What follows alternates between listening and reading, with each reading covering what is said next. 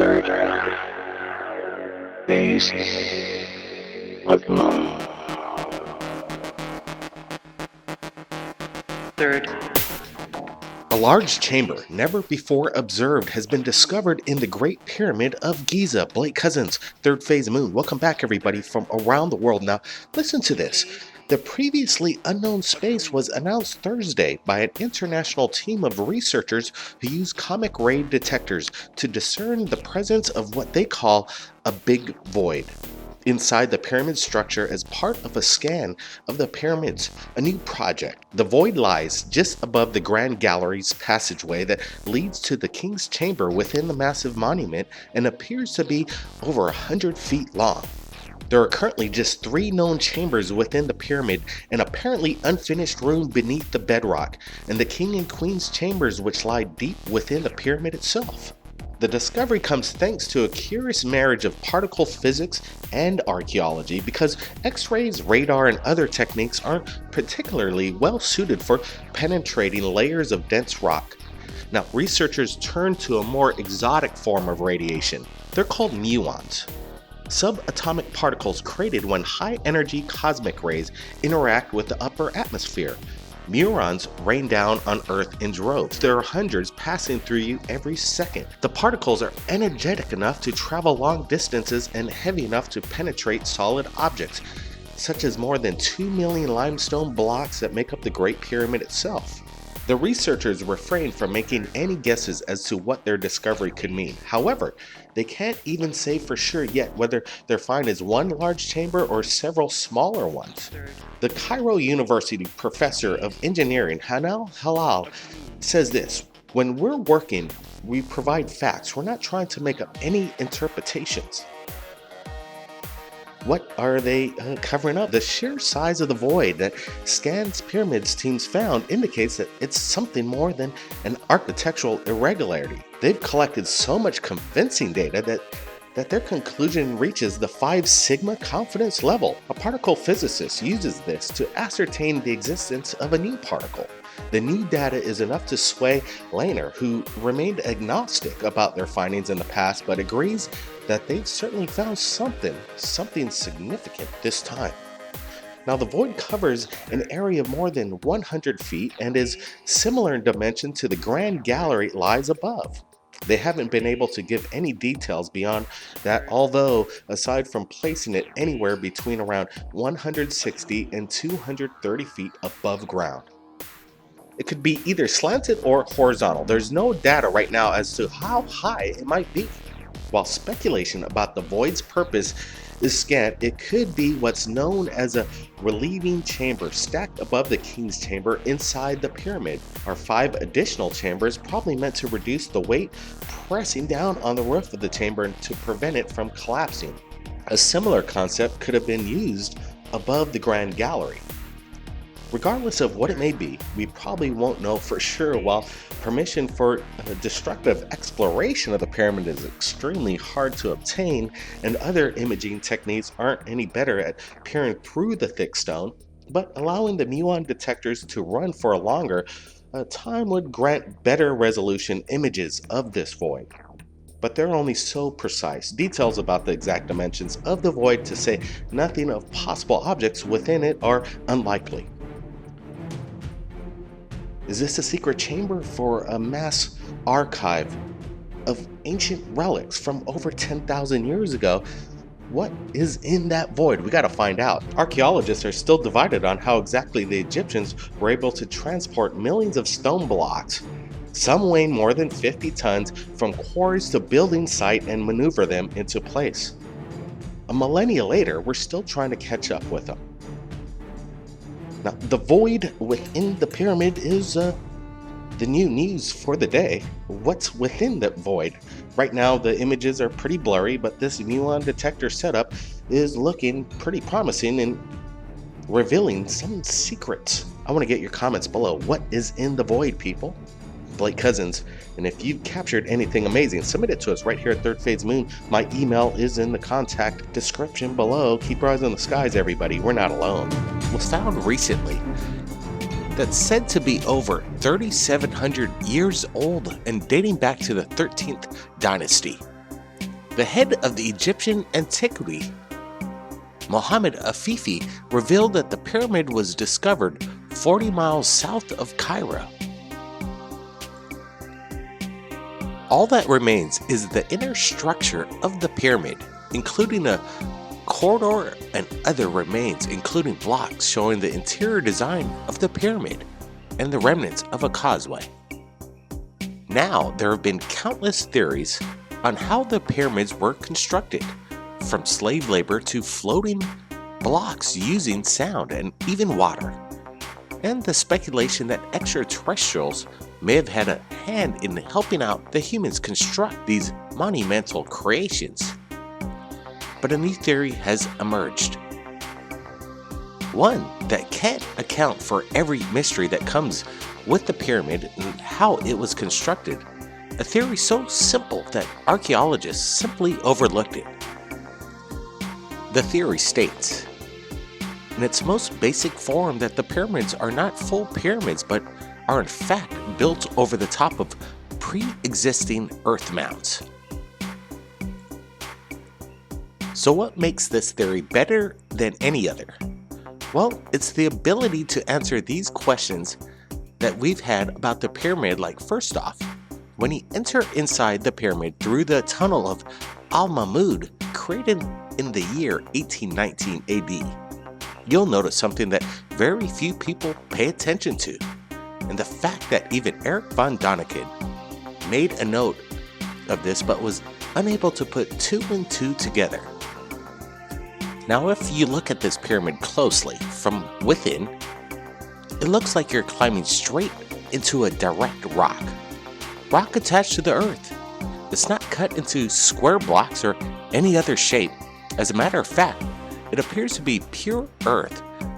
Now, if one was to take a look around Egypt, if you're by the Giza Plateau, you would think that there's not many mountains around, but that wouldn't be true. The Black Desert has many mountains. But an interesting fact that there are already middle-shaped, pre-existing pyramids that they've covered in the durable black stone. And this black stone is the same stone that is found around the perimeter base of the Great Pyramid. Now, we can also reference other pyramids like Abu Rawash. You can see inside of the pyramid, and if you look at the walls, you notice that they're not blocks stacked together. They're nothing but living earth, nothing but carved earth. And this incredible structure from ancient times is almost always overlooked by tourists and archaeology alike. It sits alone by itself, begging for us to discover its secrets. Now, let's consider this.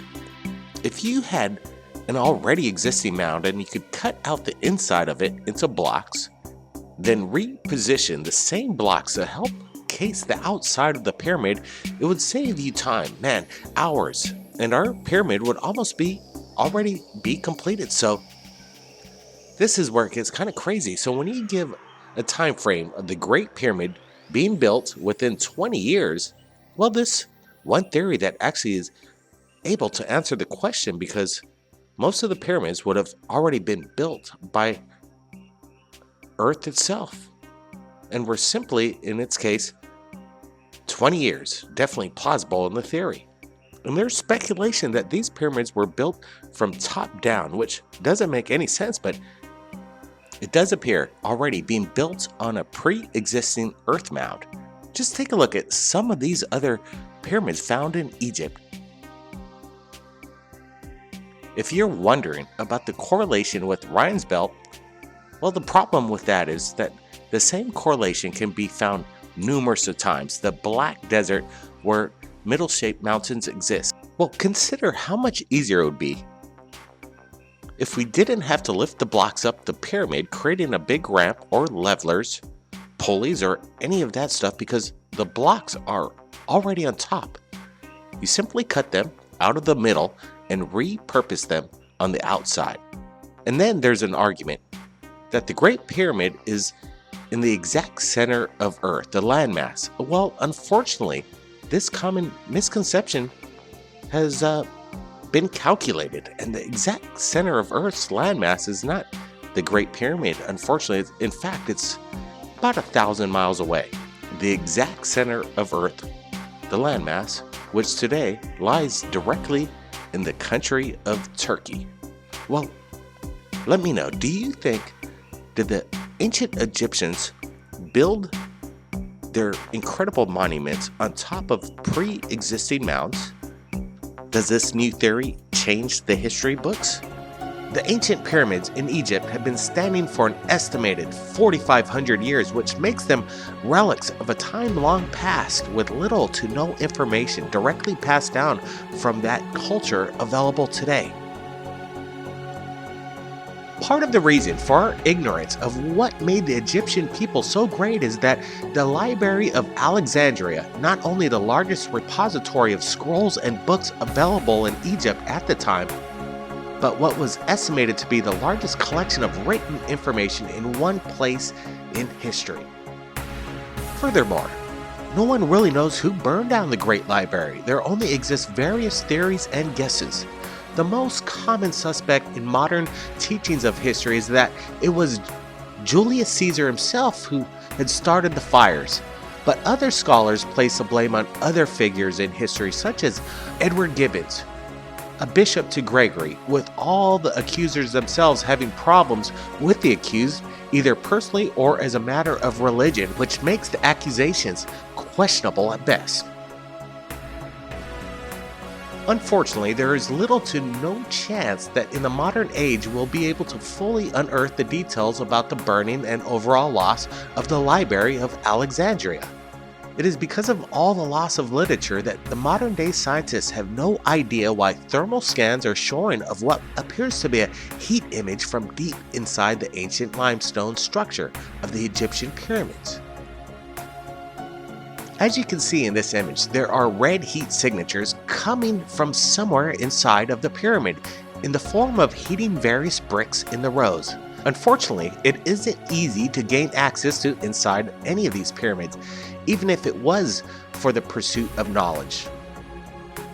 It isn't just one pyramid either. Various pyramids are showing these strange heat signatures, including the largest known pyramid in Giza. Well, to rule out one simple solution, such as the sun heating the stones naturally in the middle of the day, or stones cooling down quicker than others during the night, thermal images scans were taken of various stones of the pyramid at 4 different times of the day. Now, researchers are operating under the assumption that the thermal images are showing what is some kind of passageway leading to a large room that is heating up. Furthermore, other heat signature anomalies are detected in the upper half of the pyramid that the experts say need to be investigated further. Well, because this is still an ongoing investigation, there are no official word on what was causing this mysterious heat, and because entering the sacred pyramids is still a hot political topic in Egypt, it may be a long time until anybody is able to personally investigate, and it'll likely be a long time until someone does. Not to mention, there is a very likely chance of activating traps and hazards still waiting to take lives inside those ancient burial grounds set by the original creators to keep looters out. Now, take a look at this. There have been booby traps in pyramids. Listen to this. Ancient Egyptian engineers would cover up the tomb floors with hematite powder, a sharp metallic dust designed to cause a slow and painful death to those who inhaled enough of it. And that stuff was quite the shelf life. When Dr. Zahi Hawass, the Egyptian real-life Indiana Jones, entered the Barahia Oasis tomb in 2001, his team found the sarcophagus booby-trapped with 8 inches of this stuff, forcing them to abandon their expedition until they could come back with hazmat suits and respirators.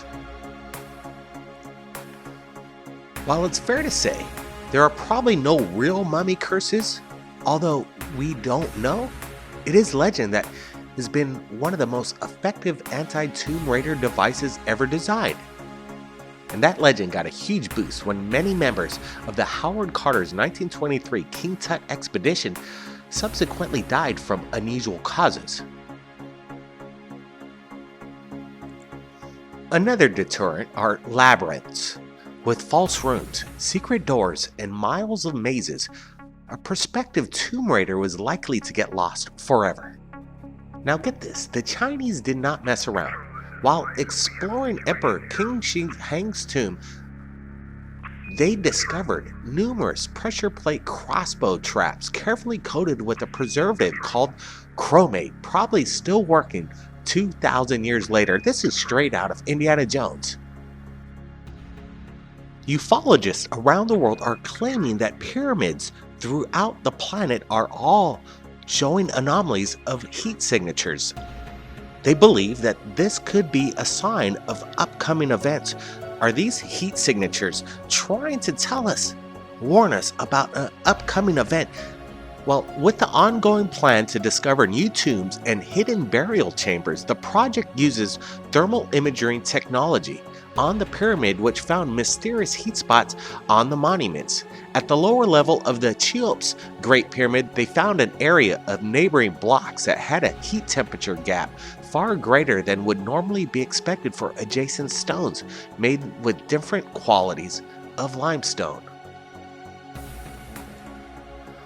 With the ongoing plan to discover new tombs and hidden burial chambers, the project used thermal imaging technology on the pyramid, which found mysterious heat spots on the monuments. At the lower level of the Cheops Great Pyramid, they found an area of neighboring blocks that had a temperature gap far greater than would normally be expected from adjacent stones made with different qualities of limestone. Since air gaps don't hold heat as well as rock or sand, a difference in temperature could reveal information about the pyramid structure hidden beneath the surface. However, the team still aren't certain exactly what it is or why.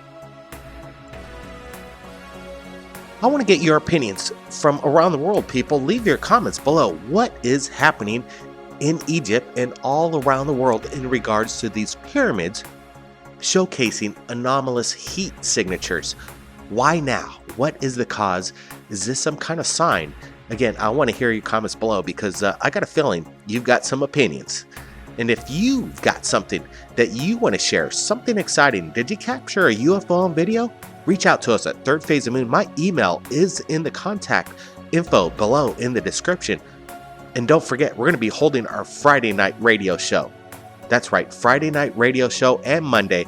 We do it live. We take your calls from around the world in regards to the UFO phenomenon happening right now. The number to call in is 347-934-0378. Everybody, keep your eyes on the skies. We're not alone, Blake Cousins. We'll see you again next time.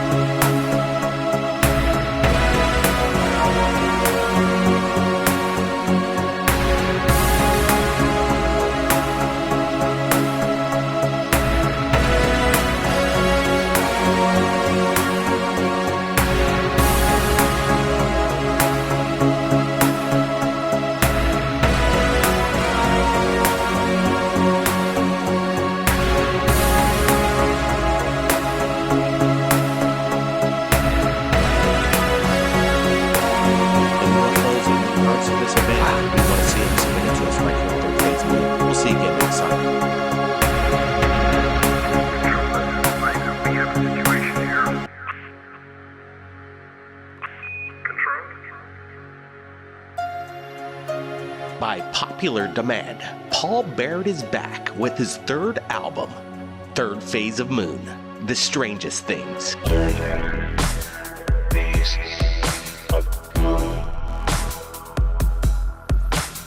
12 brand new tracks heard by millions on your favorite channel, Third Phase of Moon.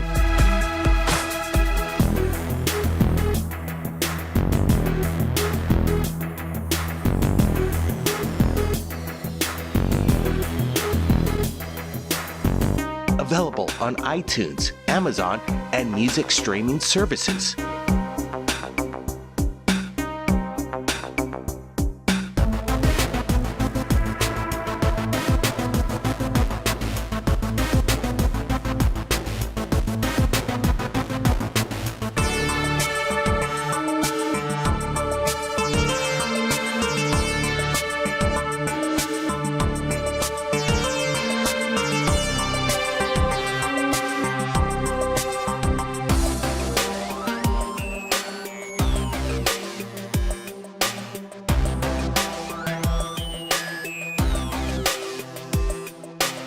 Paul Barrett's Third Phase of Moon, The Strangest Things. Available right now. Links are below.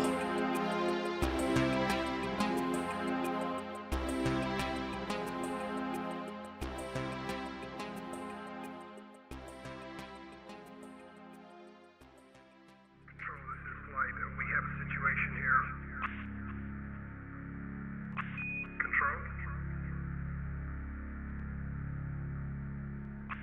Control? Control?